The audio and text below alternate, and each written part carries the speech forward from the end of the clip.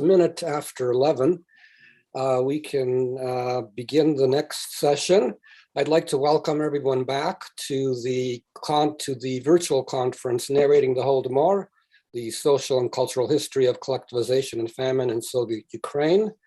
And this conference is being organized and sponsored by the Holodomor Research and Education Consortium at the Canadian Institute of Ukrainian Studies. And I'd like to thank the Canadian Institute of Ukrainian Studies for their support in organizing the conference. The panel title is Repression, Resistance, and the Transformation of the Countryside During Collectivization and the Holodomor. We have two presenters and followed by a discussant. Since we have only two presenters, the presenters will be given up to 25 minutes rather than the normal 20. And the discussant can take up to 15 rather than the normal 10. And afterwards, we will have the question and answer period. And the questions can be posted on the chat by using the chat function on the program. And my name is Bogdan Klid. I'm with the Holodomor Research and Education Consortium, and I'm an historian.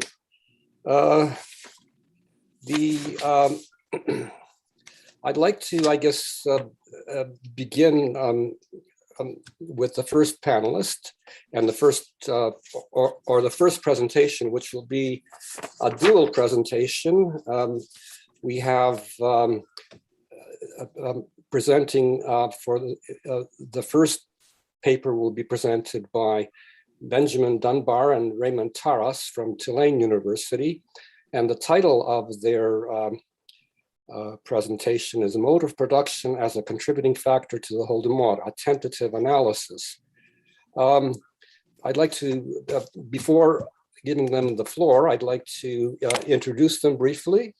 And first of all, Benjamin Dunbar graduated from Temple University with honors, double majoring in political science and Slavic studies. Having worked with Rosalind Hughes during his undergrad, he has conducted extensive research on the telecommunications industry in Russia, India, and China. After college, Benjamin spent time in Russia on a critical language scholarship from the US Department of State. And most recently, he has spent 2 years serving as a Peace Corps volunteer in Ukraine. Today, Benjamin is a junior scholar working towards his doctorate at Tulane University. His research focuses on authoritarianism throughout the Soviet Union.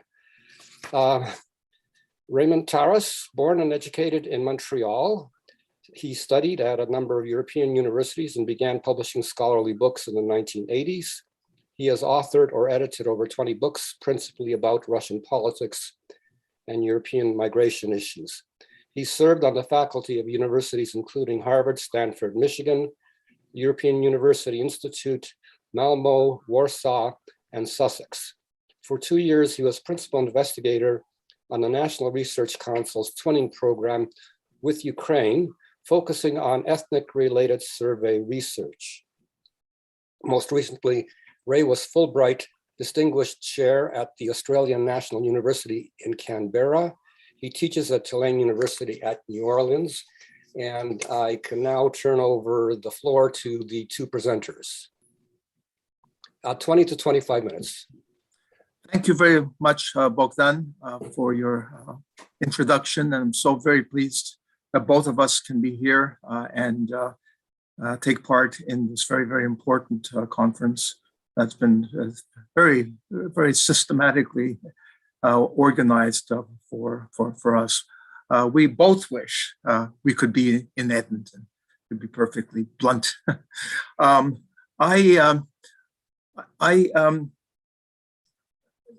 have been a member of the Canadian Association of Slavists since around 1970, and I was at the first ICSE's meeting in 1974 in Banff. And one of my very first publications was in a book edited by Peter Potichny about ideology in the early 1970s. So I think I've got a long history of being a member and taking part sometimes in the Canadian Association of Slavists when, and before COVID, when we had meetings with the Federation, but also through various types of other kind of ways of reaching you, and that is primarily remote. So let me get to the argument that Ben and I are making, and that is, how about starting off with Stalin? I know tradition in the USSR was your first quote was to Lenin, but here the first quote is to Stalin. The peasant question is the basis, the quintessence of the national question. That explains the fact that the peasantry constitutes the main army of the national movement, that there is no powerful national movement without the peasant army. So that's why we focus on collectivization and decolectivization. Between 1931 and 1934, millions of peasants starved to death throughout the Soviet Union. I should say we're political scientists, so much of our approach is shaped by this particular discipline. While famine was endemic in the new Soviet state, a perilous set of policies purposely weaponized hunger as a means of repressing Ukrainian national identity, thereby becoming today what is known as the Holodomor, or death by hunger.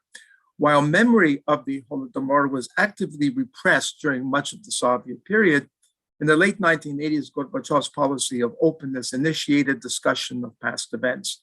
A few years later, the collapse of the Soviet Union enabled greater archival access to primary documents, including so much of the oral history that has been developed in the years since, that relate back to the famines of the early 1930s.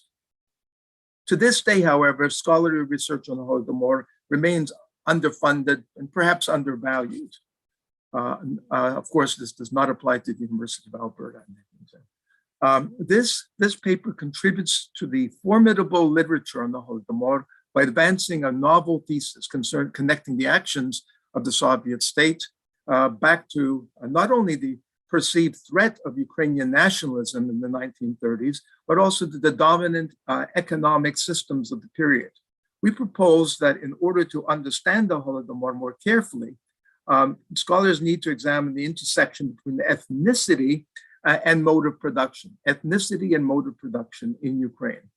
Traditional farming practices in Ukraine were distinct from those elsewhere in the Russian Empire. These practices emphasize small-scale family farms and landowning peasants, in contrast to the feudal serfdom and tenant farming that were preeminent in Russia proper.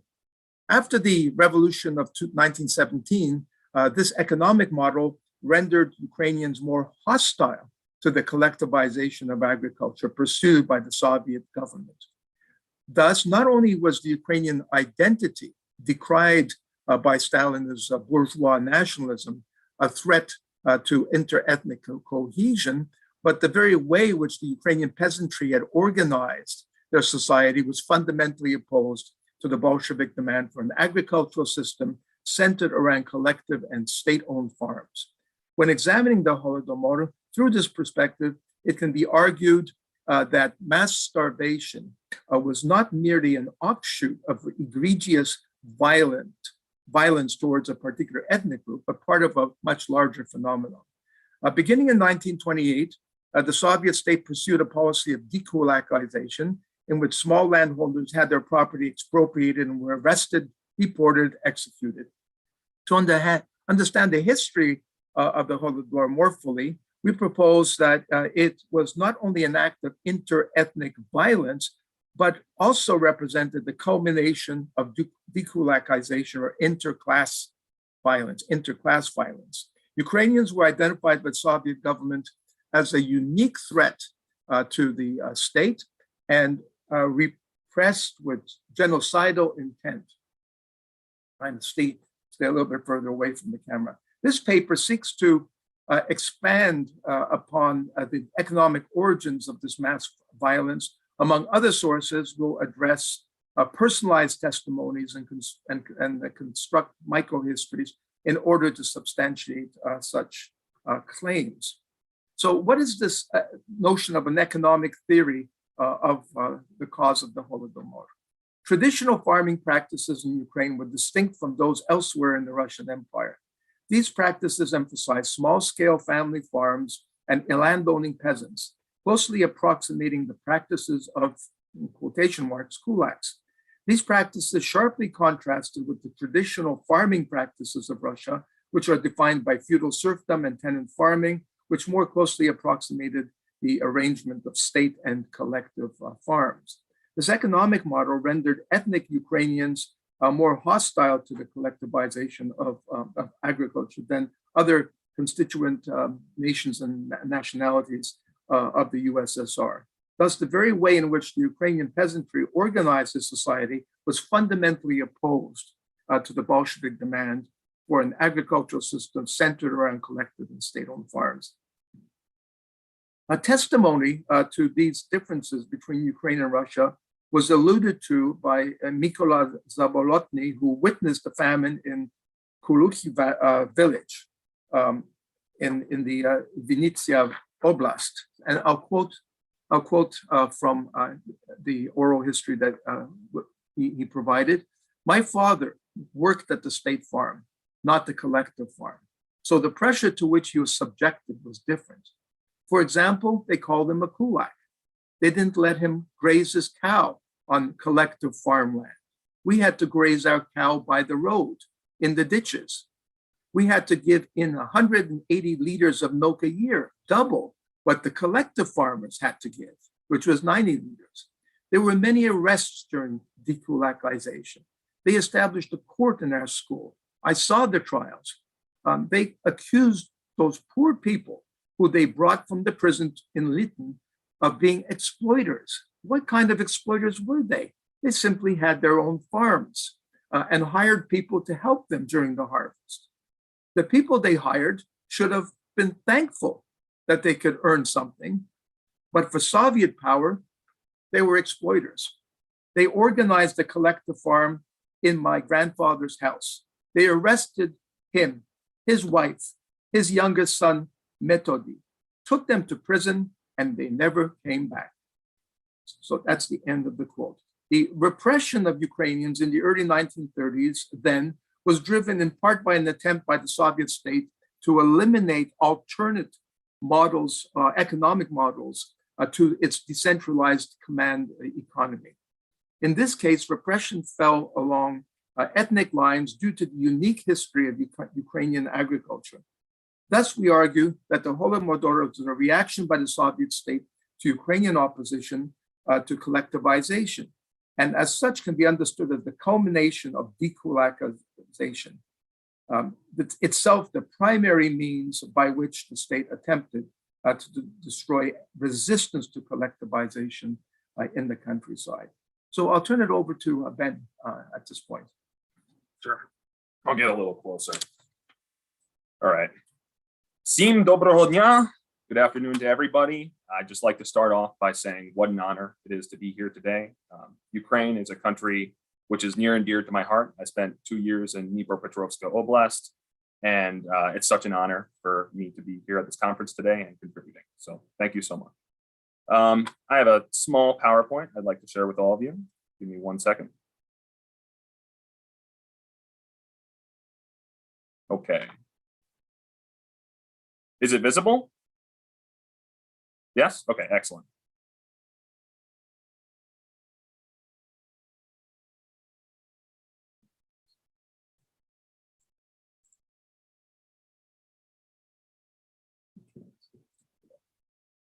Excellent. So,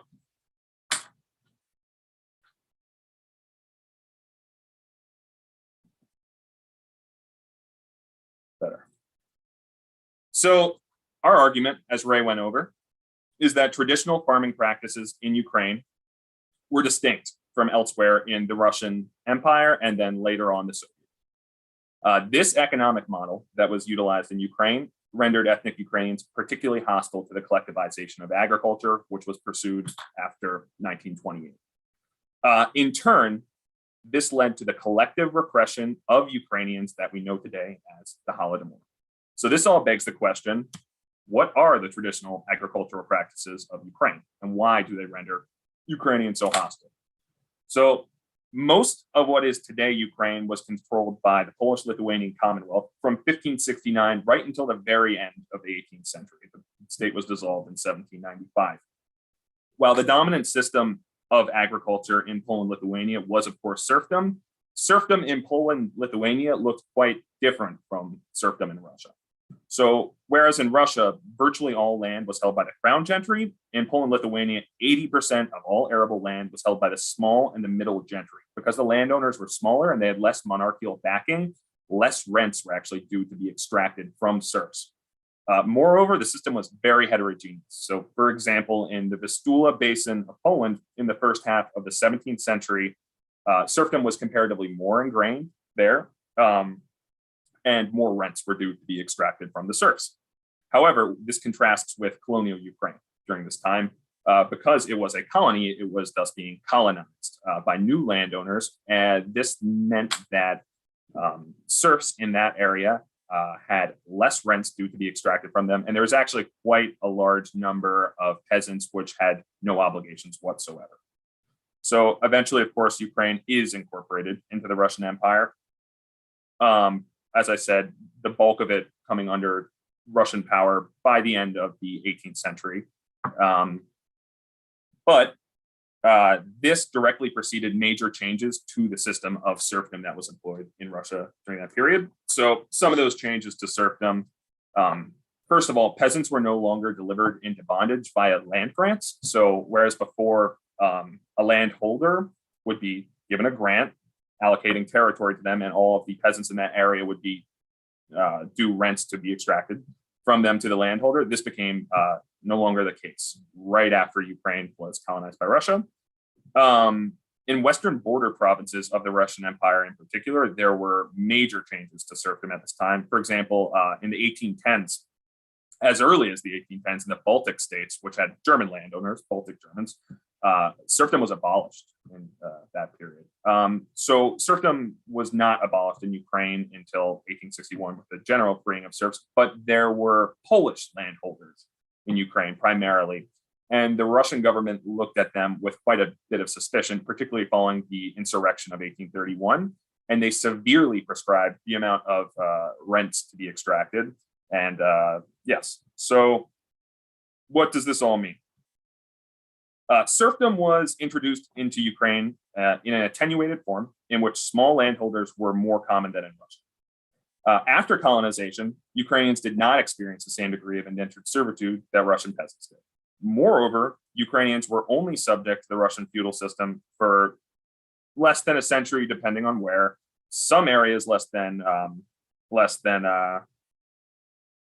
60 years, less than a lifetime. In summation, Ukrainian peasants experienced a weaker form of serfdom for a shorter period than the Russian counterparts. So I have a map here denoting the Russian colonization of Ukraine. I'm not sure whether you can see my mouse or not, but as you can see, Kiev and some surrounding areas colonized in 1772.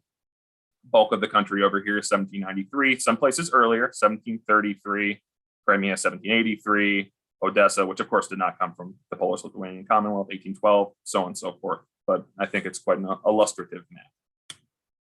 Okay, so because we can't read the whole paper, I'll skip forward quite a ways to dekulakization.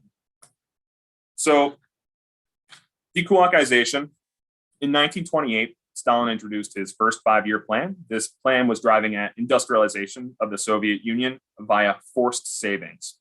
What forced savings meant is that peasants would be forced to sell their grain at a low price set by the state to the state, which would in turn sell it on international markets for a higher price, using the savings to invest in industrialization. So unsurprisingly, the peasants were unwilling to part with their agricultural goods at this low price set by the state and would rather consume or destroy them, which they of course did. In 1929, Stalin accelerates the plan for collectivization of agriculture as a result of this recalcitrance amongst the peasantry. The primary means by which the Soviet government tries to collectivize the countryside is really dekulakization. It's a genocidal attack on the kulaks. So some of the slogans they're using in the countryside during this period: we will make soap of the kulaks. Our class enemy must be wiped off the face of the earth. So dekulakization really was a war of the city versus the countryside, of the proletariat versus the peasant. And like I said, it was genocidal. So kulaks were to be eliminated as a class.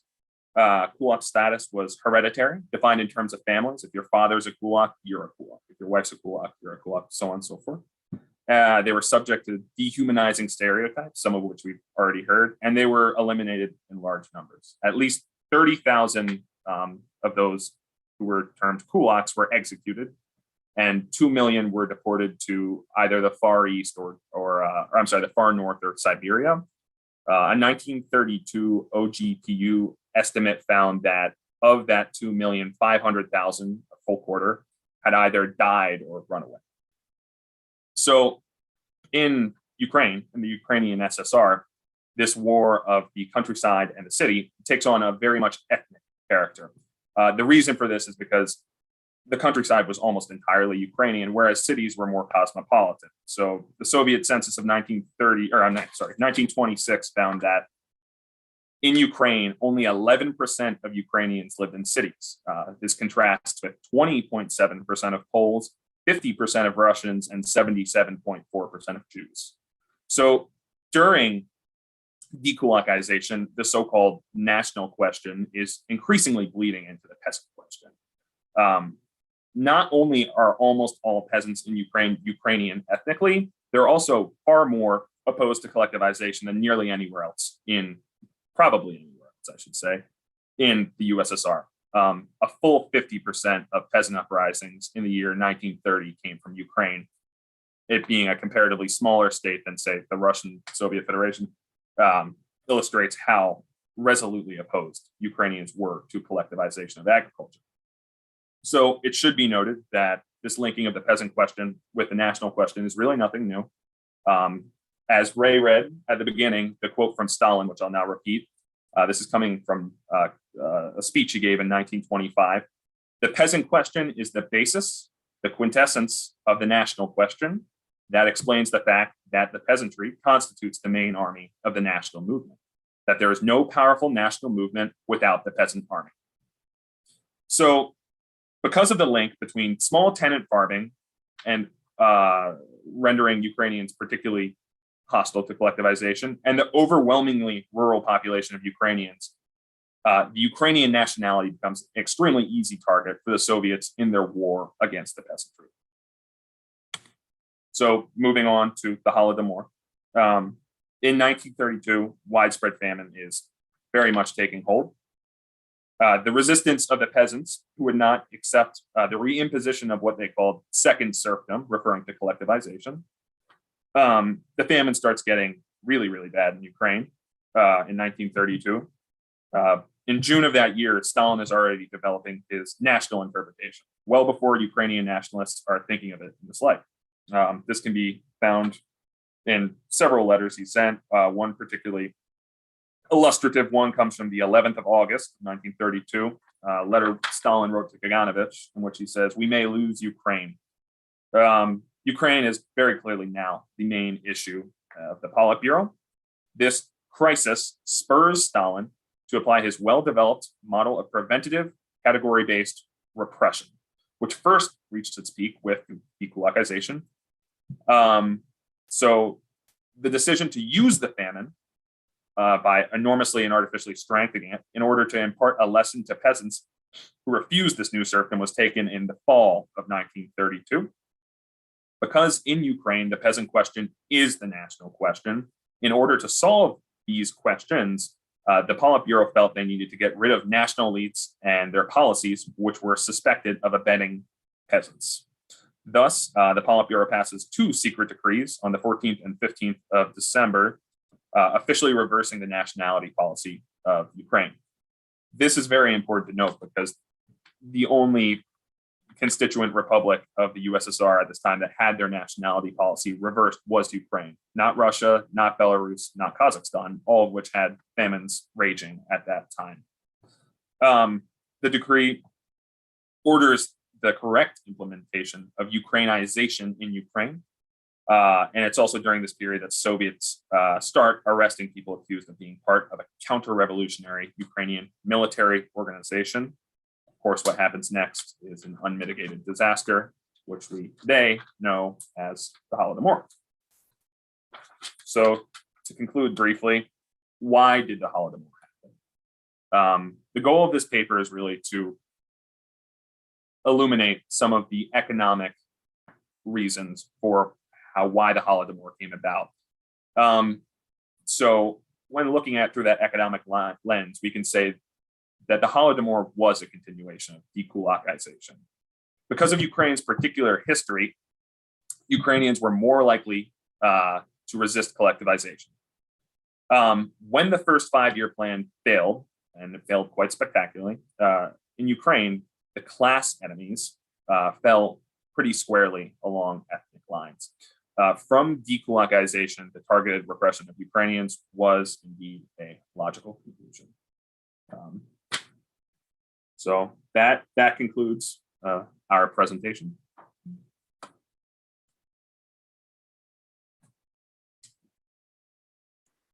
Thank you very much. Our next speaker is Olga Bertelsen, and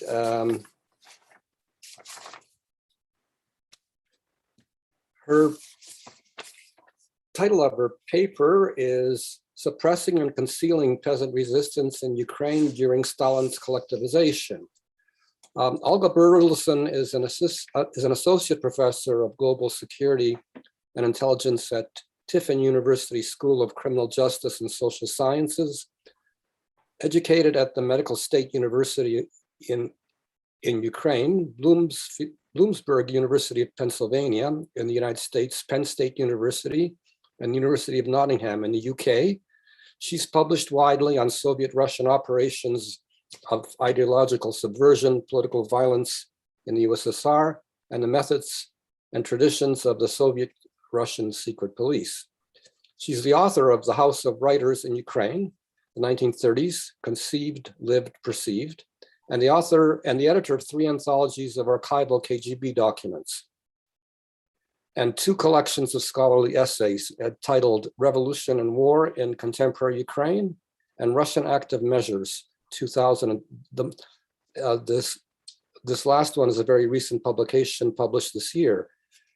A new book she has completed called In the Labyrinth of the KGB will be published by Lexington Books in January of 2022.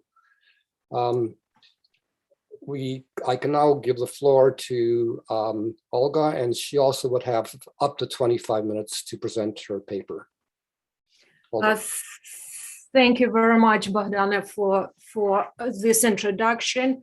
Hello, everyone, and I will probably begin by saying that I missed actually our live conversations, our live conferences, but I'm very pleased to be part of this sort of intellectual exchange thanks to our technology. And I would like to thank the HREC and personally Oksana Vinnik, who invited me to be a part of this important event. Thank you very much. And I'll be discussing today the progression of violence in Ukraine and the tactics of control, particularly the Soviet politics of silence, control of the Ukrainian peasantry that rebelled against Stalin's collectivization policies at a very early stage. And this resistance sort of set the stage for extreme state violence. More specifically, I will talk about the early stage of collectivization, late 1928, early 1929, a period that we should examine, I think, more closely, because the escalation of violence started precisely then. The Soviet authorities used a variety of tactics in Ukraine, and I believe recognizing these tactics may help us understand how difficult it was for people living and being abused and assaulted during the Stalin era to see the alternatives and how these tactics limited their freedom, their well-being, and their safety. Among those tactics are, first of all, emotional abuse, because we all know, and there is a number of wonderful works on this particular topic, how Stalin criticized and degraded the peasantry. It's very well documented. The peasants, in Stalin's view, were backward and unfit to fully accept, understand, and embrace collectivization. The Soviets also used intimidation, coercion, and threats. Violent state tactics included, and this is very important, isolation. Those who were, the isolation of those who were identified as enemies and transgressors. They were isolated geographically and socially in order to to be kept under control. And finally, the Soviet authorities denied and concealed their violence and genocidal practices in Soviet republics, including Ukraine, from Soviet citizens and the international community. And I will discuss the latter tactics in more detail during the second part of my talk, but why should we consider denial, the politics of silence, and cover-up operations important? In my view, they're the building blocks of genocidal practices, because the space within silence is usually devoid of diverse voices and therefore permits little dissent. Without dissent, there is little resistance, thereby guaranteeing maintenance of the existing power structure. In Ukraine, the state controlled information about violent peasant resistance to collectivization, especially from foreign journalists, and I think for a good reason. A common assumption is that whoever controls information has power, but I believe an opposite supposition seems equally true. Whoever commands silence also has power, and the knowledge about the peasant rebellions and the Soviet authorities' ability to silence the dissent and to conceal the progression of their violence in Ukraine, that, as we know, culminated in 1932-33, opens the window into the past to reveal how powerful state violence and the politics of silence was in the Soviet Union. So what happened in Ukraine in the late 20s, and what were the reasons behind the steady progression of state violence? From late 1928, unbearable taxation and grain procurement plans, impoverishment, disfranchisement, starvation, and social uncertainties placed, I think, the majority of the Ukrainian peasantry in opposition to the Soviet regime. But we should keep in mind that the GPU registered anti-Soviet sentiment in all Ukrainian okrugi much earlier. At the beginning of 1926, which inspired the GPU leadership to issue the infamous September 1926 circular letter about Ukrainian separatism. And indeed, in late 1925, early 1926, leaflets that called for the creation of the Ukrainian Soviet Peasant Republic, which would unite the Ukrainian peasantry against the Soviet economic policies, had become a widespread phenomenon in the countryside. Peasants discussed the creation of unions to resist Soviet power that had deceived them. And we can still hear their voices because we read archival documents. A lot of them were saying actually that Soviet power is the power of a gang of criminals. We have to do something about it. But this information, of course, was shielded by the politics of silence and special operations that from the inceptions of the USSR to its very end helped the Soviet regime conceal and obscure national, social, cultural, and economic policies and their consequences.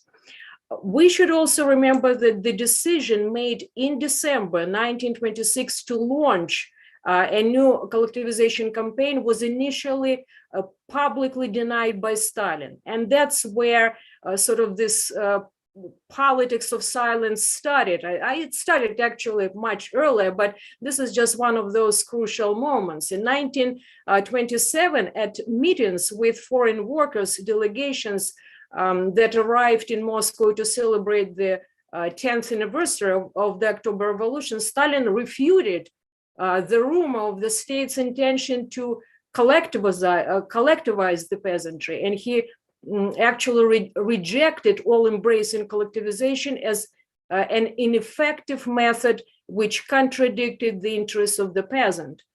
But a few weeks after Stalin's speeches before the foreign workers, the implementation of all-embracing collectivization began. In late 1927, the artificially created imbalance, and Ray talked a little bit about this, between the prices of manufactured goods and agricultural products discouraged peasants from selling bread to the state. State granaries were immediately emptied. The state immediately established the mechanisms of pressure to force the peasants to sell their grain, or giving it to the state on the state's conditions. What were these mechanisms? First of all, during the election campaign of 1928-1929, there were nearly 1 million people in Ukraine who were deprived of voting rights. Who were they? Those who expressed the slightest displeasure with Soviet policies, or who were selling a surplus of grain for cash to simply survive. A system of coercion and exaction in the form of unbearable taxes was installed. The taxes were so high that peasants flooded the district tax offices with petitions asking to reduce their tax because they couldn't pay it. Private households paid twice as much tax as collectivized households. Those that were coerced actually into joining collective farms. And of course, we know all about the religious persecution, starvation, diseases, and increasing scale of terror against peasants that exacerbated their suffering and provoked fierce passive and active resistance to coercion and Soviet collectivization policies. According to the official statistics, on the union level, the authorities registered 63 large-scale anti-governmental rebellions in rural areas. In 1929, there were more than 1,300 reported incidents that involved 244,000 participants. And the lion's share of this information came from Ukraine.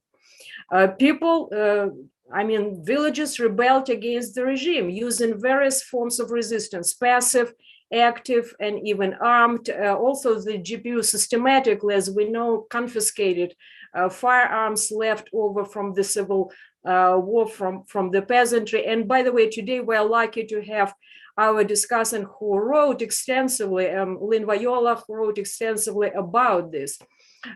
Growing anti-collectivization protests in Ukraine presented an existential threat to the Soviet regime and its survival. To remove the obstacles, Stalin had to do what? To bastardize the behavior of the wealthiest part of the peasantry and to dehumanize the enemies of Soviet power, justifications for a cascade of cleansing operations that followed. Almost a decade after Soviet power was established in Ukraine, the threat of Ukraine's secession seemed to be serious and real to Stalin. According to some scholars' calculations, Stalin could rely only on 5% of Ukrainian society who could be characterized and only conditionally as conscious pro-Soviet group of people. Therefore, the extraordinary measures were essentially the only solution from his perspective, from Stalin's perspective, to the crisis. A solution Stalin kept promoting vigorously. In April 1929, he advised the local party cells to mobilize the poorest Ukrainian peasantry against Korkuli or kulaks. And shortly thereafter, the Ukrainian party leader Stanislav Kostyor reported that 18,000 Kurkul households were auctioned off or confiscated as punishment for hoarding grain. In autumn of 1929, 15,000 more peasant households were destroyed. And we're talking only about the early stage of collectivization. Soviet procurements of foodstuffs to supply non-Ukrainian regions exhausted the Ukrainian peasant households. From mid-1928, they began to literally starve. And by early 1929, the famine affected thousands of people in Ukraine, and the hostility toward Soviet power became pandemic. The exponential growth of anti-Soviet peasant revolts during the second part of 1929 provoked the government to consider more severe punishments, and the death penalty became a sort of a more common sentence. The luckiest, approximately 850,000 Ukrainian peasants were sentenced to 10 years in exile, being transported to the Kola Peninsula in Siberia. According to the official data, over the course of these 2 years, 1927-28, 538 terrorist acts were registered in Ukrainian villages. This in 1928-1929, this number more than doubled. And from 1927 to 1929, 318 representatives of Soviet power in villages were attacked and murdered by the villagers. By late 1929, mass riots involved hundreds of thousands of people. And this is very important to emphasize here, because I'm still working on this particular topic. We don't know the dynamics in these particular places, but this is very important. The GPU lost control over 8 Ukrainian округи: Полтавська, Ізюмська, Харківська, Сумська, Проскурівська, Кам'янецька, Одеська, and the Moldavian Autonomous Republic, which was part of Ukraine between 1924 and 1940. Completely lost control over these 8 regions. The GPU managed to restore Soviet power there only by late 1929, early 1930. Also, mass sort of Babyi Bunty still erupted in Shepetivka, Starobelsk, and Kupiansk. And we're talking about the current Khmelnytska Oblast. Starobelsk is a city near Luhansk, and Kupiansk is part of the Kharkiv Oblast. However, the riots continued to grow in 1929 and reached their peak in 1930. They absorbed 4 large okrugi: Kievska, Belocerkivska, Mogilov-Podilska, and Vinnytska.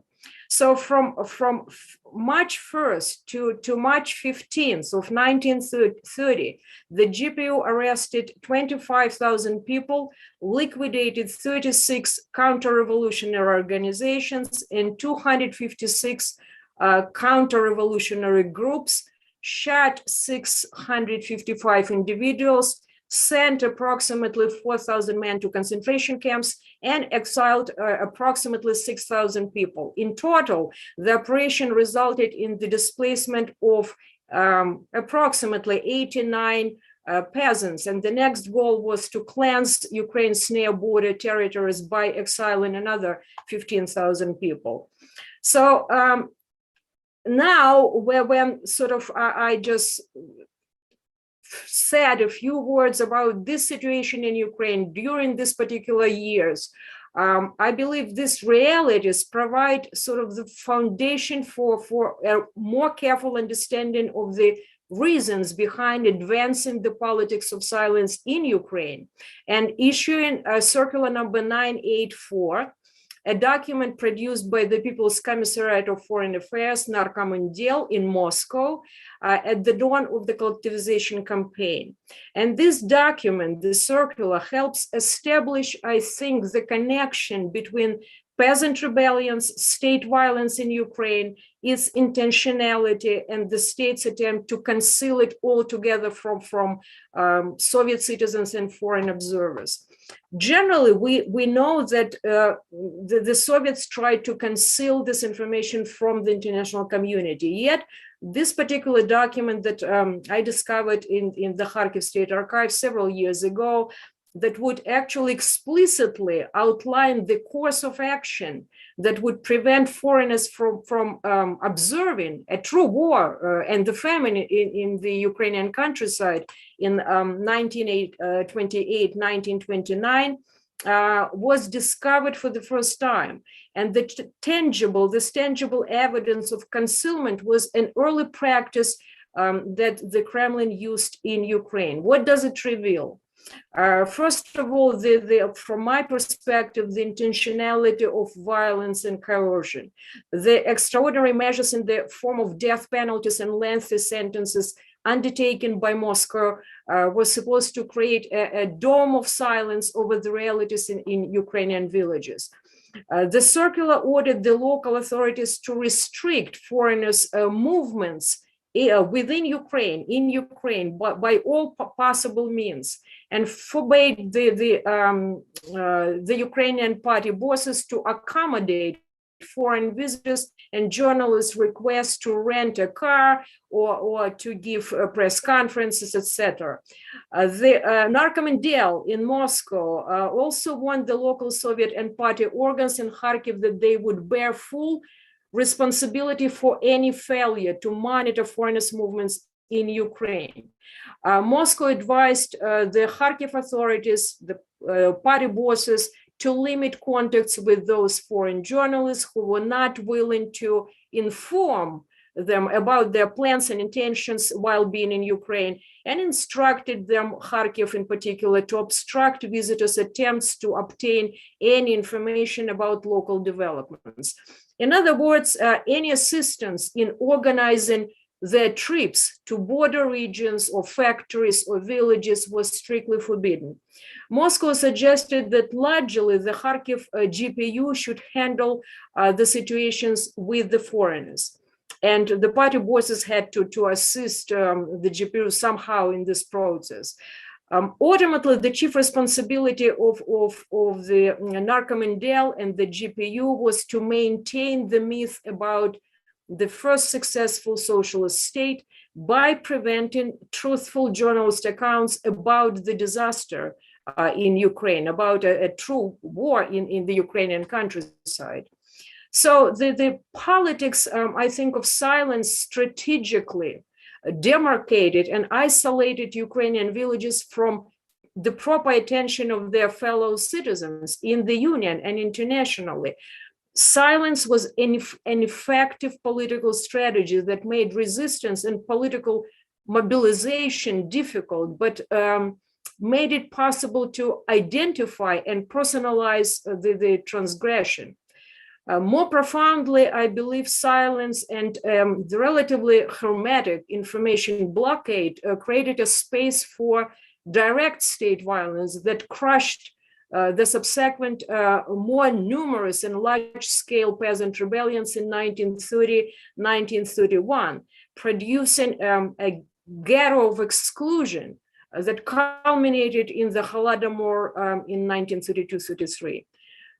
Cloaked by silence, this opaque space didn't simply exclude and isolate people's sort of experiences and suffering from the rest of society. I think it fundamentally negated their existence. In this landscape, people's experiences became a public secret that muddied the truthful record about their disobedience, their resistance, and the state's violent attempts to suppress them.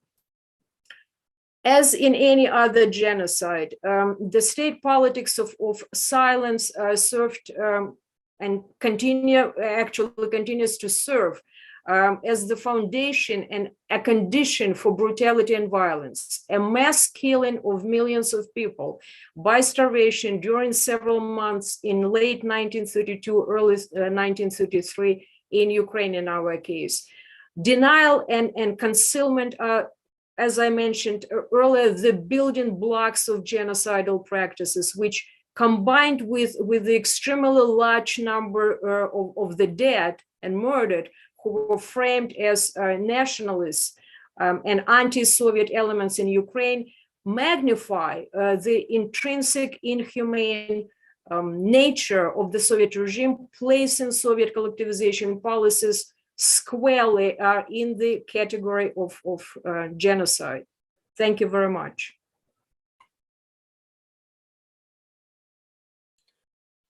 Thank you, Olga. We have plenty of time, so we can now turn to the discussant, who is Professor Lynn Viola of the University of Toronto.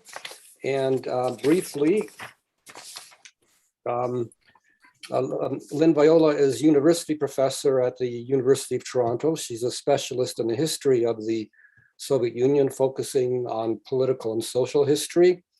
Her research interests include gender, rurality, political culture, and violence in the Stalin era. Her books include The Best Sons of the Fatherland, Workers in the Vanguard of Soviet Collectivization, 1987, Peasant Rebels Under Stalin, Collectivization and the Culture of Peasant Resistance, which was referred to and which any student, I think, who wants to learn about collectivization and resistance would have to read. The War Against the Peasantry, 1927-1930, The Unknown Gulag, The Lost World of Stalin's Special Settlements, and her latest Stalinist Perpetrators on Trial, Scenes from the Great Terror in Soviet Ukraine. I'd like to maybe emphasize the point of that title in the sense that Professor Viola has worked with Ukrainian documents and with Ukrainian scholars, and so she knows quite a bit, I think, about the specificities of Ukraine. So we have plenty of time. Up to 15 minutes is fine, even a few minutes longer if you wish. Please. I don't know if I'll need the entire 15 minutes, but let's see how things go. I want to thank the paper givers. These papers certainly contribute to our further understanding of questions of resistance and repression during the famine in the Ukrainian countryside.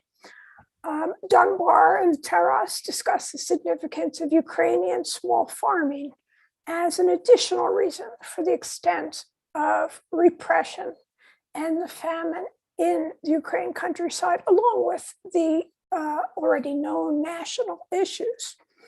Bertelsen explores the politics of silence as a tool, as well as a consequence of state crimes. And she looks at the early practices of repression in the countryside, not just the Ukrainian countryside, but the Soviet countryside on the eve of mass collectivization. So a brief commentary certainly will not suffice to thoroughly evaluate the significance of the papers, but let me say a few words. I'll give it a try. So in terms of the first paper, I think Dunbar and Taras are absolutely correct that Ukrainian small holding farmers had much at stake in resisting the state. I think you're also correct to suggest that the state sought to destroy small land holdings as a particular perceived threat. I would suggest, however, a few considerations. First, while it's true that there were a vast number of peasant disturbances in Ukraine, particularly in 1930, which was the height of active resistance, there were 4,098. There were an equally large number of disturbances that occurred in Russia, perhaps more, in fact. But that's not really the point where there was more. The question is, what sorts of conditions facilitated this? Well, as you say, and I think rightly, in Ukraine, you had small holding. But if you look in Russia at the areas where there were the largest numbers of disturbances, they tended to be in areas that had communal land farming, but not simply communal farming, but areas that had high density in the villages, high density and extreme poverty. And these were areas where there was very little social division. I don't want to use the word class because I think it doesn't fit the countryside, but these were areas with very little social division.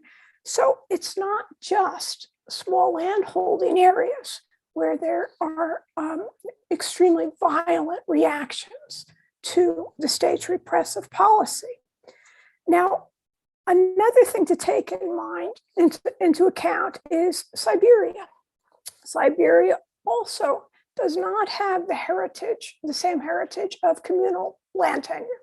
So in some ways, you might want to compare it to Ukraine, except the whole issue of population density, size of the region is vastly different. But this was an area where small landholding dominated. Yet there were brutally large rebellions.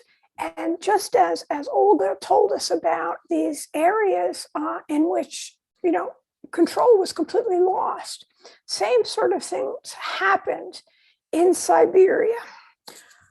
So I think it's important to keep in mind that you're right. The method, the mode of landholding is important. But I think you've got to take into account other factors as well. And I would also say, read more broadly on the history of collectivization and particularly resistance and dekulakization in the Soviet Union as a whole. And keep in mind, dekulakization was not just about kulaks. It was both more tragic and larger than that. It was above all an attack on traditional elites. And in some respects, kulaks might be considered part of this traditional elite. But it also included people from the old regime. So farmers are as policemen, for example. It included economic elites like blacksmiths and other artisans. It included the rural intelligentsia, particularly teachers, found themselves dekulakized. And of course, most of all, and I think, again, Olga made this clear, it included people who resisted. So I think we need to take care about using this word kulak. And it's almost an insult to call these small landholders kulaks, by the way, because they were small farmers, right? And in some ways, if you want to make the argument that they were small farmers, it would be interesting to explore differences between farmers and peasants, as well as the different land tenures. Now, I also think that more context is necessary to explain the whys of collectivization and famine, as well as consideration of contingency. Both are especially important to your discussion of why the Soviet state only reversed nationalities at this time. So nationality policies at this time. So what's going on in the Soviet Union and the world in general? In other words, what I'm suggesting in here is the historian talking to the political scientists. So if you will, think more about causation generally. What does it mean? There are precipitants in causation. There are shorter term causes. There are longer term causes, like ideology might be a longer term cause, or for example, difference in land tenure. But think about causation in a more complex way, because I think it will only strengthen your argument. Again, while I agree that the state did seek to suppress small landholders, there were a host of other reasons as well. And what I have argued previously is that really what the Soviet state was doing was seeking hegemony over the village, not only over the village economy, whether it be communal land tenure or small land holding, but also over those areas of relative village autonomy, like self-government, traditional elites who are caught up in collectivization, and of course the church, which has an influence in this village, in the village setting. Finally, I'd love to see you extend your source base, especially to the huge amount of documents that have been published or are online, and they treat these issues in I think, a very nuanced way. Next, Olga Bertelsen. I like the stress that Olga places on the politics of silence. And I'd like to see more on this throughout the Soviet period. I don't know if this is the next book you're working on, but I kind of hope so. And I think some of these issues can be extended beyond Ukraine, although you make, a very sophisticated argument for Ukraine itself. But I want to remind you about the multi-volume archival document collection Tragedia Sovietskaya Drevny. If you look at the very first document published, it's from 16 April 1927. And it's a Glavli circular on censorship of any mention of food supply. And so, this is a part of Soviet policies, particularly from the second half of the 20s.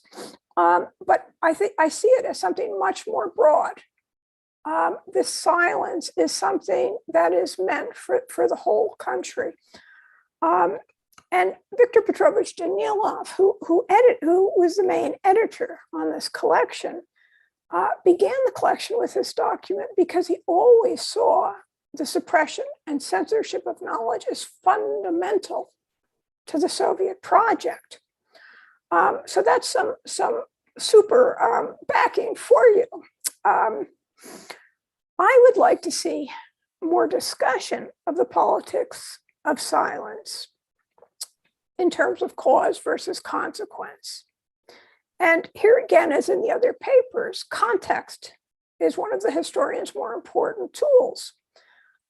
What else is going on? We can't forget the war paranoia of this regime. We cannot forget how terrified the regime was now and later of other governments knowing its weaknesses. And at the same time, we have to remember that the revolt of the peasantry shook the state strongly and added to the causes for silence. And of course, they weren't successful in maintaining silence.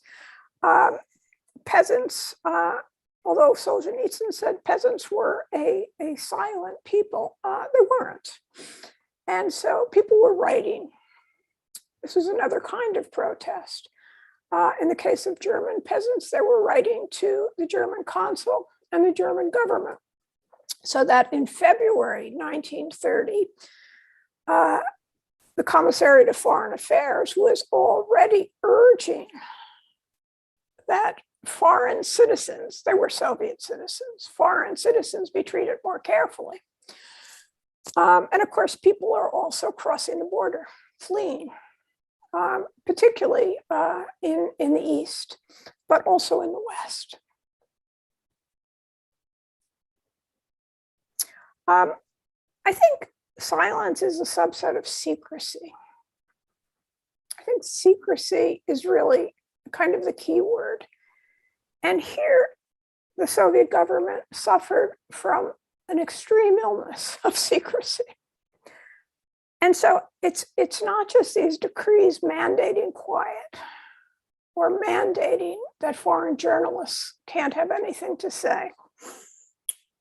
But these are the decrees that try to keep people in place, keep them from moving around and sharing knowledge.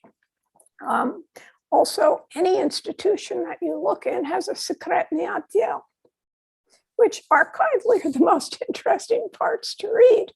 But what they show you, if you read, for example, Narkomziem's secretny отдел, is that a lot of what was secret really had no reason being secret. It's carried to a pathological degree. Other parts of secrecy, which I hope you'll look at, euphemisms. The euphemisms that pepper the documents, what do they mean? Is this an attempt to hide things? Why do they call special settlements special settlements? I mean, this is a terrible euphemism, right? But as I said, the documents are peppered with them and they're very interesting. If you look at Teplyakhov's book,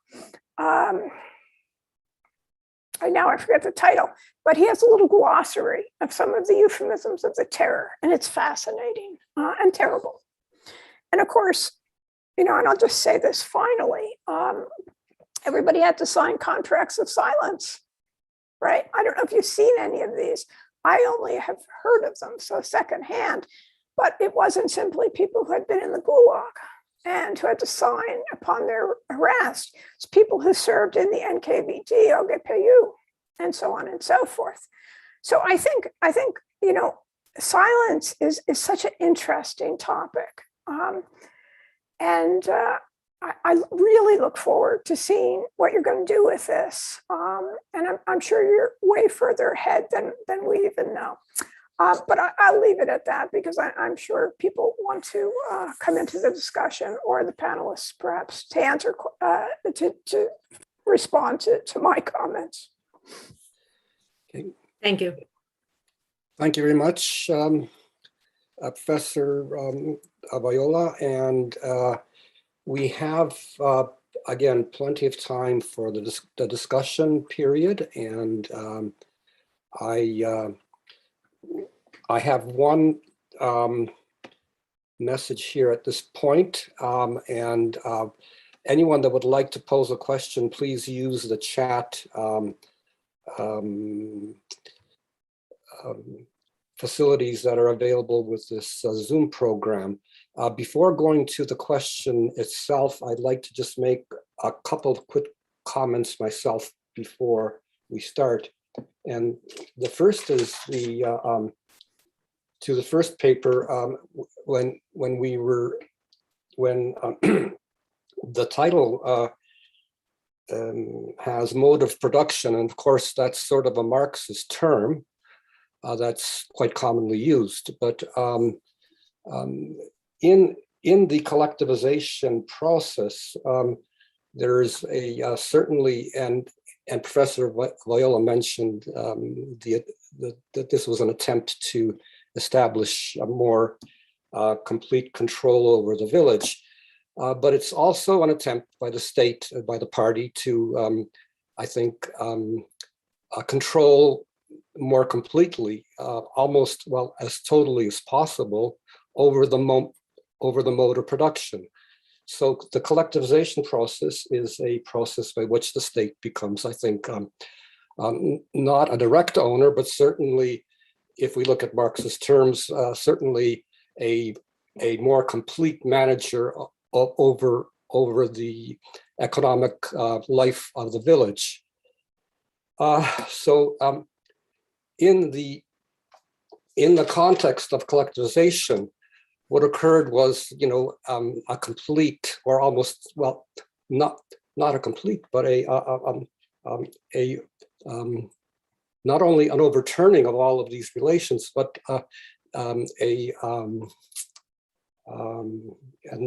which caused much resistance that was mentioned, but also a collapse almost of the agricultural production process, and this is reflected in the statistics which you see.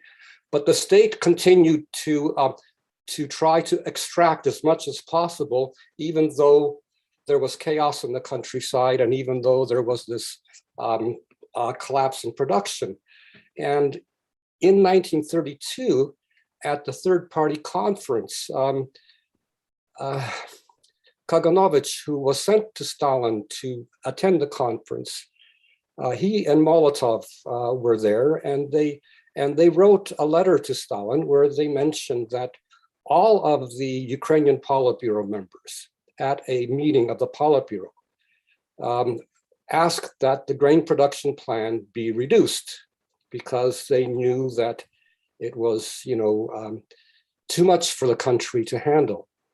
But Kaganovich writes back that we refused. So this all has to be taken into, if we look at the broader context, then we can see that that certainly the authorities, leading authorities in Ukraine, were trying to get some sort of relief, and they were refused to do so by the central authorities. And then this sort of pressure continued on, and various laws were passed and various measures were taken to continue the pressure, and in the context of, the collapse in agricultural production. So this is really, I think, the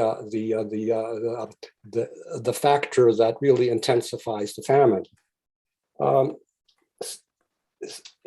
and the fact that the government is trying to establish control over the process means that they're more and more responsible for it, for what happens. In the matter of silence, this all takes place in the broader context of a regime which has already established a monopoly of political power, has eliminated all sorts of political opposition, the political parties. It has complete control over the media, controls the media. It has even within the party, it is starting to stifle whatever sort of meaningful discussions take place within the party. So it's part of the process. The politics of silence, I think, are part of this overall process of,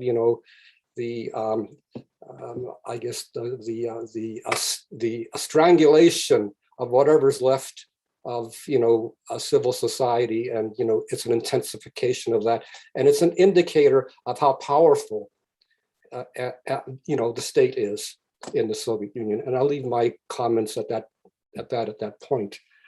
So we can go to the first question here. To the presenters of the first paper, do you not think that there were regional differences and types of landholding in Ukraine, the right bank, the left bank, and the south, which had different traditions? I also suggest you refine your beginning to take into account the Khmelnytsky revolt and the Cossack hetmanate. I believe your map is in need of correction. And this is a comment by Dr. Frank Sisson. Yes, thank you for the question, Dr. Sisson.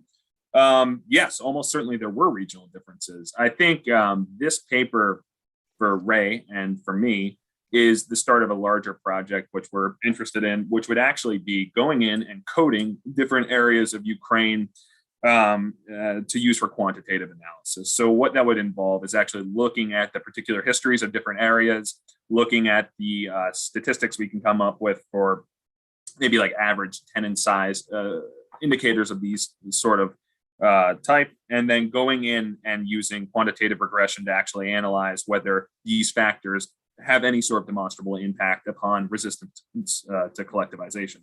I think that would be, of course, as Ray said at the beginning, we're political scientists, so that's probably the way we would think about it. That for me seems to be an excellent way to parse out whether or not this agricultural heritage of Ukraine actually has any significance upon later resistance to collectivization or not, actually comparing subnational entities within Ukraine. yes, it's quite possible that map needs some correcting, though I think it is illustrative in demonstrating the growth of the Russian Empire into the territory that is now Ukraine today. And there was a third part of the question, was there not? Here, I'm pulling it up. With respect to resistance activities, okay. Yes, I think it would be very interesting to take into account the Khmelnytsky revolt and the Cossack Hetmanate, especially considering the Cossack Hetmanate, again, is another alternative mode of production, if you will, that is distinct from small land tenure, a la what we're talking about. So the answer to your question is, yes, I think there are regional differences. I think that would actually be the best way to examine the question from a political scientist standpoint, which I hope to do in the future. So. Okay, I have another question here from Colin Neufeld. The question is, with respect to resistance activities at this time, is it possible to distinguish between the frequency and intensity of resistance activities in Ukrainian communities versus those which occurred in communities largely populated by ethnic minorities, Poles, Germans, Jews, etc.? And I just like to, before we ask the panelists to answer that question, is there will be a session tomorrow, I believe, on minorities, where that will be discussed to some extent, and Colin will be part of that panel. So I just wanted to bring that up as a point. But to the panelists. I can start if you don't mind, Bogdan. Sure. I just would like to invite all of you, perhaps not many of you know that an interesting collection of essays was published, I think, a couple of years ago, and I'm just looking at my books that I cannot find to show you this collection. So Robert Kuznets initiated this project. He edited a collection of scholarly essays about the Holodomor and the Poles. So I contributed to this collection, and my topic was the Poles in the Kharkiv Oblast. In terms of, sort of a comparative analysis, it's very difficult to say, or to assess actually the level of resistance, simply because those Polish communities, especially in the East, the topics that I explored, they were just much smaller, and we cannot talk about huge numbers of Poles living in this part of Ukraine. However, I invite you to read this collection, and you will get a better idea about what was happening with this particular ethnic group during the Holodomor in 1932-33. And by the way, among those Poles that I'm writing about, there were people who engaged in those practices. They were forced to do that. Cannibalism. It's not only, it's not a Ukrainian phenomenon.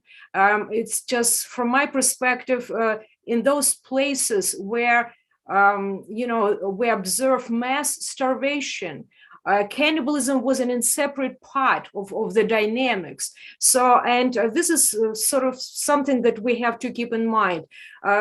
People are people, no matter who, what kind of background, ethnic background they have, they are engaged or involved in similar behaviors to survive, behaviors of survival. So I know that Dasha Mattingly was working on the Jews' experiences in Ukraine during the Holodomor. I don't know how far she just advanced in terms of her research. However, we shouldn't deny that this particular topic is under-investigated, and we have to go to archives. Unfortunately, COVID slowed us down a little bit, but we have to sort of renew these attempts. We have to go there. We don't know what the future will bring if we can go to Ukraine. This is just the scariest part about this, that we don't know what the Ukraine's future is gonna be under the circumstances, but we have to renew this sort of activity, archival activity, and to understand what other ethnic groups did during this particular time. Did they survive? Did they sort of escape? Did they manage to sort of preserve their human dignity? So this is just a lot of questions about this particular sort of in terms of your, in the context of your question. But Germans, it's another matter. And I don't remember from the top of my head if we do have some, right? I remember one. Could I intervene, Olga? Yes. Because the questioner, if this is the Colin Neufeld I know, probably knows more about this topic than anybody in the world. And so I think he could tell us a great deal. I did want to say that we should remember that Poles were being dekulakized as Poles, where along the border areas, another important context, the border areas were very savage because these were areas that the Soviets feared. They feared that people could go back and forth over them. If I can also add, and I'm sorry to interrupt, back to Ray, when you talked about doing a geographic sort of analysis, I think that would be great. But you know, the irony of trying to understand how and why Ukraine is distinct is that you could only do it if you compare it with other parts of the Soviet Union, including Russia. So I would urge you to try and extend this analysis. I don't know if it'll be possible given current politics, but you know, I think Russian and Ukrainian scholars in the West need to talk to each other because we can sort of do this comparison in interesting ways. Okay. Thank you. I have two questions from Roman Serbin, and it's to all the presenters and the discussant as well. How do you distinguish between the Holodomor in the sense of genocide and the Holodomor in the sense of famine? And I think in the first sense, Holodomor in the sense of genocide would be, as Raphael Lemkin would have understood it, as something beyond just starvation, but the other repressions that were taking place and the other deaths that were occurring, not directly related to the famine, but the political deaths, more or less, right? And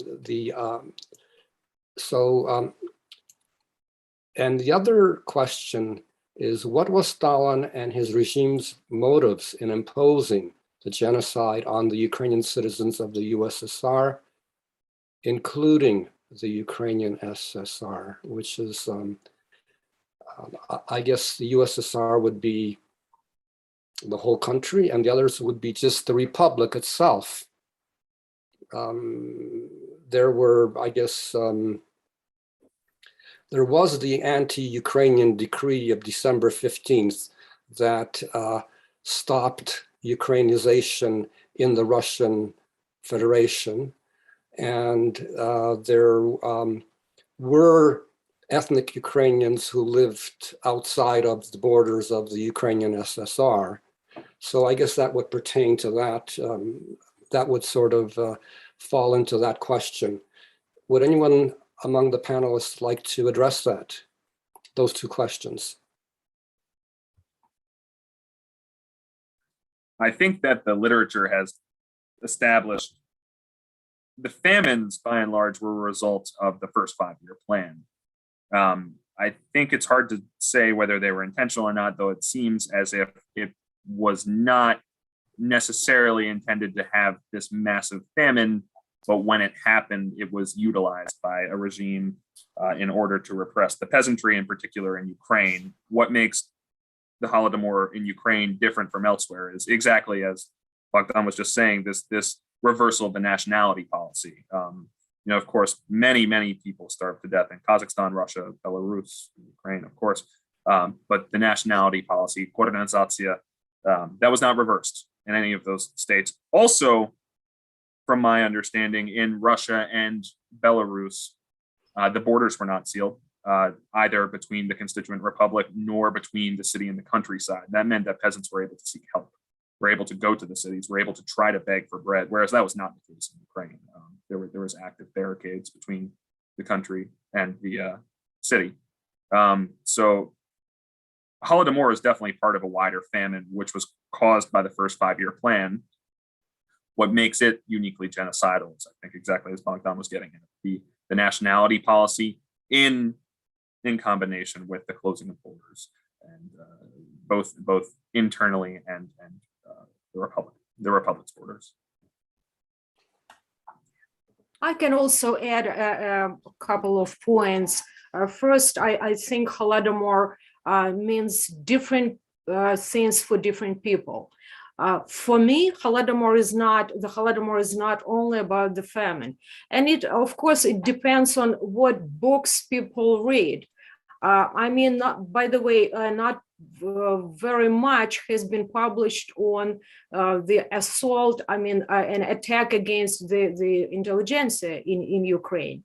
So we have to consider this particular sort of very important element of genocidal practices. And this is just part of the Holodomor from my perspective, because those people who were intellectuals in Ukraine supporting and simply talking about the Holodomor, they were all gone. They were repressed. They were killed. We don't have to guess what was the motivation there. Stalin and the political leadership, they were afraid of this sort of crystallization, the process of crystallization of Ukrainian identity. And that's why, because of the elimination of the entire strata of this particular, of Ukrainian society back then, as a result of it, we had what? A tremendous cultural disruption that Ukraine cannot even recover from even until today. So, of course, all these elements, the national element is very important, the ethnic element of the genocide is very important. And that's why we need more books, we need more scholarship on this particular topic, so that people, those who are not specialists in Holodomor studies, historians, political scientists, so that they realize that the Holodomor is a much broader sort of term that doesn't include only the famine. It includes just a number of tactics, including isolationism. Isolationist tactics. How did Ukraine lose all these millions of people? Because it was isolated, by GPU troops, actually. And that's how people couldn't move in or out of these just sort of villages where they were trapped, starving to death. So this is just one of my points. Okay. Any other comments by either the panelists or no? Okay. We do have 2 more questions here in the chat. I'd like to go to the next question here. My question is addressed to the presenters and the discussant, but maybe someone else can answer or comment on it. Did the USSR recognize dual citizenship, for example, for Soviet Germans, Poles, and or Romanians? And did this status help the victims of collectivization and famine? And that question is from Edward Baidaus to everyone. Would anyone, perhaps our discussant? Yes. I just wanted to say that these were not dual citizens. These were people who were born in the Soviet Union. So, if you think about the Germans, they had been in Ukraine and Russia from the time of Catherine the Great. So, don't get sucked in by Stalin's use of foreigner for these people. These were genuine Soviet citizens. Now, in terms of other people who got caught up in the repression and who may have had citizenship from elsewhere, I may be wrong, but I believe if they took up Soviet citizenship, they had to give up their old citizenship. Olga, you may have a sense of that. To my knowledge, I don't think that from sort of legal perspective, by the way, citizens, I mean, those people who were ethnically, Poles or Germans, they could have dual citizens in the Soviet Union.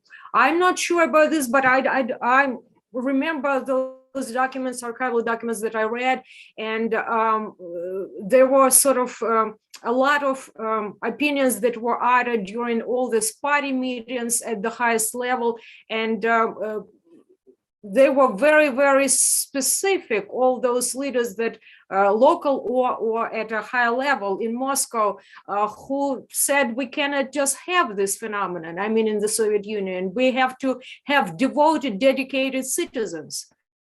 So I was not involved in a very sort of detailed research on this particular matter, but I remember distinctly that there was opinions that were sort of formulated that we cannot allow this to be happening in the Soviet Union.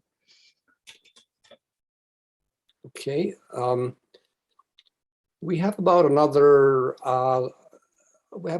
15 minutes, I think. There's one more question here to direct it this time to Olga Bertelsen. A strategic overt policy of secrecy and accompanying censorship of dramatically impacted photo documentation, for which there are numerous examples. Could you please repeat the specific decree in Kharkiv you referenced regarding censorship and related restrictions?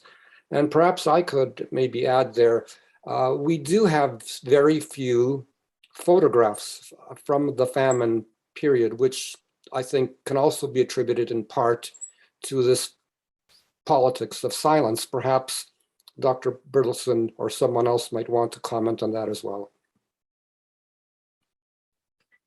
Can you hear me? Yes. Okay.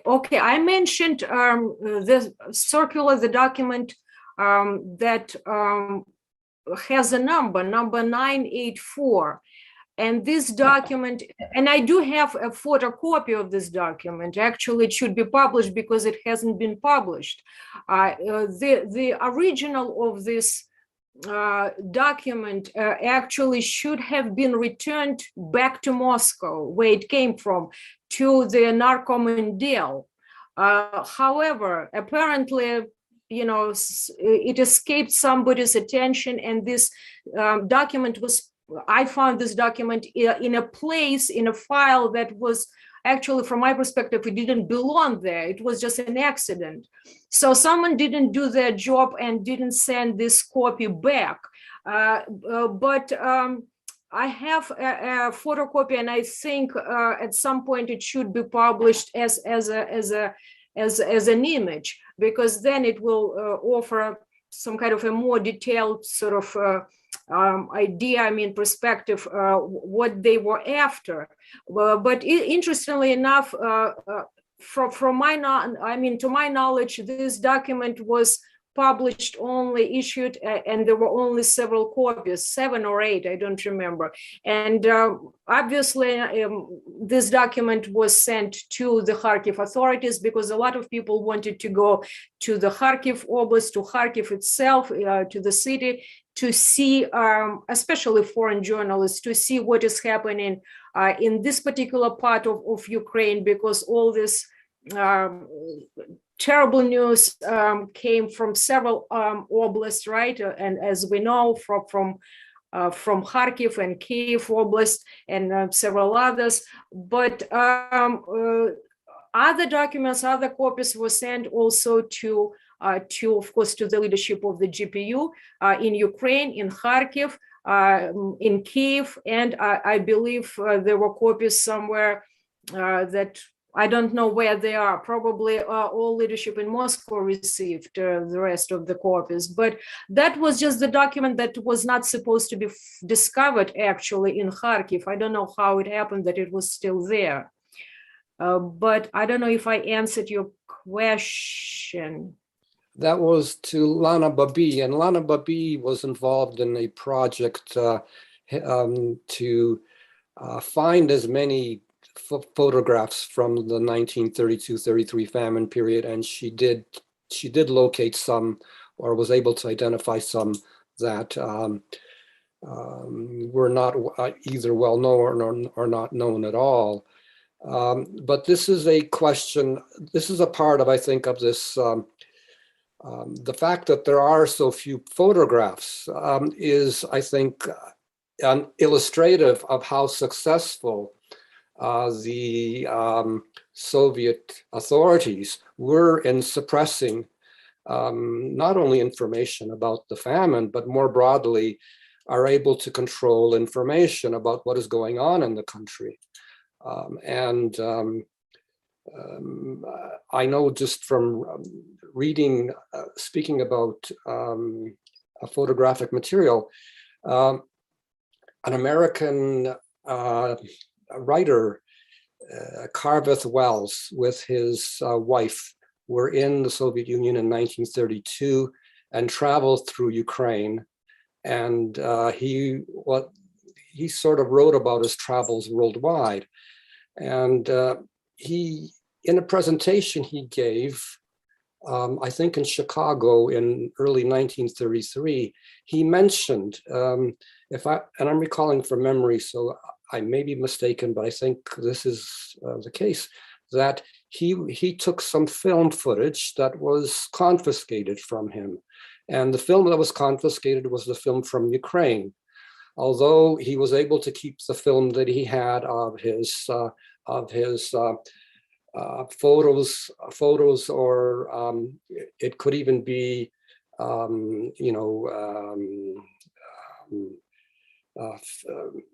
movie film, right? He may have even had a movie camera. I can't remember, but he had film from, and he filmed his whole trip. And so his trip ended in the Caucasus. So he was able to keep film from parts where there wasn't no famine. So this was, I think, also indicative of how of this, careful control of information on the part of Soviet authorities. Let's see if there's anything. Let's see if there's any more questions here. We have maybe time for one more question here. We have a follow-up question from Roman Serbin. Wouldn't scholars be expected not to confuse in their usage the term Holodomor in both senses? Think of the Holocaust used as genocide and as the incinerating the gazed Jewish victims. So I guess it's a question of definition here. How do we define the Holodomor? Is it defined just as famine and deaths from famine, or is it defined more broadly to include other repressions and other events and decisions that are made by the Soviet authorities that suppress or that destroy physically human beings in other ways than famine? And Olga, you gave your opinion on that already.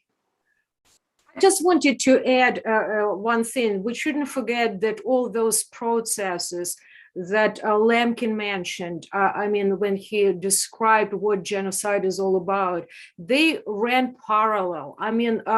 If someone initiates this project, it would be wonderful.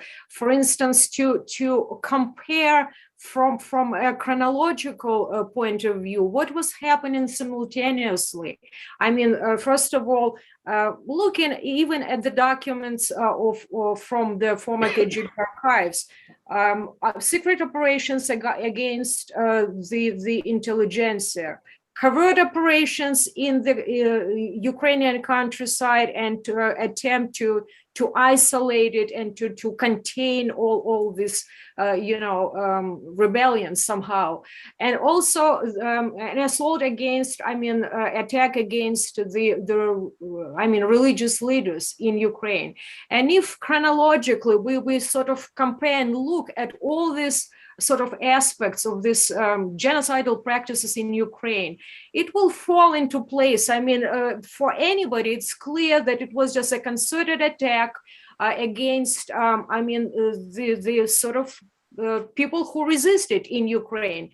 And I don't want to emphasize specifically the role of the Ukrainians in this particular, because in Ukraine was a multicultural, multi-ethnic sort of community of people. I mean, that's who lived there. And a lot of people who were Jews or who were Poles who disagreed with or Germans who disagreed with the regime, they fell victim, no matter who they were. The farmers, for instance, or part of the intelligentsia. So we have to look at this particular sort of developments from a broader perspective, I believe. And again, I want to emphasize this. To me, Holodomor confuses a lot of people because people are trying to offer a direct translation from Ukrainian, translate this term from Ukrainian into English. And what is the result actually of this particular exercise? Holodomor is just, actually death by hunger, right? So, but it's just not the only sort of actions on the part of the state that happened there during this particular time. If I can just follow up for 1 minute. We have about another 5 minutes yet, if we want to take it. I think going back to even Conquest's book and the criticisms of Conquest that were made by the economist Alec Nove, and he said, "Were Ukrainians were the people who were starved in Ukraine, were they starved as Ukrainians or were they starved as peasants?" And he posed that question, I think, in that sort of way. And I think if we reduce the identity of the peasant in Ukraine and take out the Ukrainians, then one can just see starvation of peasants by a social group. But if we add the modifier Ukrainian, then it becomes something. Then we're talking about something or someone a little bit different. And we don't have a survey, or we don't have a political parties in Ukraine that would reflect the opinions of Ukrainians in the 1920s or in the Holodomor period. So we don't know, but we do know that there were national manifestations of even peasants in the 1920s and early 1930s. I believe in a book that Dr. Viola edited, there's an example of a document of a 1930 a riot or uprising where national slogans are prominent among the peasantry. Well, this also occurs in other periods in the late 1920s and 30s. And there are national reactions to economic policies, as we know, are quite common. So I don't think it's an easy enough to just say, well, these are just peasants being repressed because the national factor, the national question is always there, even if it's hidden under the surface and we don't see it. So that's my I guess, comment to the question of genocide, and that the national question is always there, and if not in the foreground, then it's there in the background, and on occasion it comes out in the correspondence between Stalin and Kaganovich. Specifically, we see it. Is there any other? We have. I guess we're just about at time's limit, but we can go another 3 or 4 minutes if anyone wishes to add anything. If I not, would like to take a minute and thank our discussant, Lynn Viola, for first of all, for carefully reading our text and for very valuable suggestions. And I agree, Lynn, I mean, Stalin and the political leadership relished secrecy. So, I mean, we have to think broader, absolutely. And I do think broader when I, write about the politics of silence, especially in my new book, because this topic probably will never die. And it travels to my sort of new projects. And thank you. I appreciate your contribution. Thank you very much, and thoughtful suggestions. I'd like to thank everybody on the panel, of the presenters as well as the discussant. And I'd like to announce before we go, just formally, that panel 2 of this conference is taking place at 1500 hours, or that would be 3 p.m. Eastern Standard Time. And the name of the panel is Narrating the Trauma of the Holodomor. And once again, thank you for everyone. Thank you for all those who gave questions, and good luck in completing your presentations and turning them into papers. Thank you. Yes, thank you very much. Thank you so much. Thank you all. Thank Thank you. Bye-bye.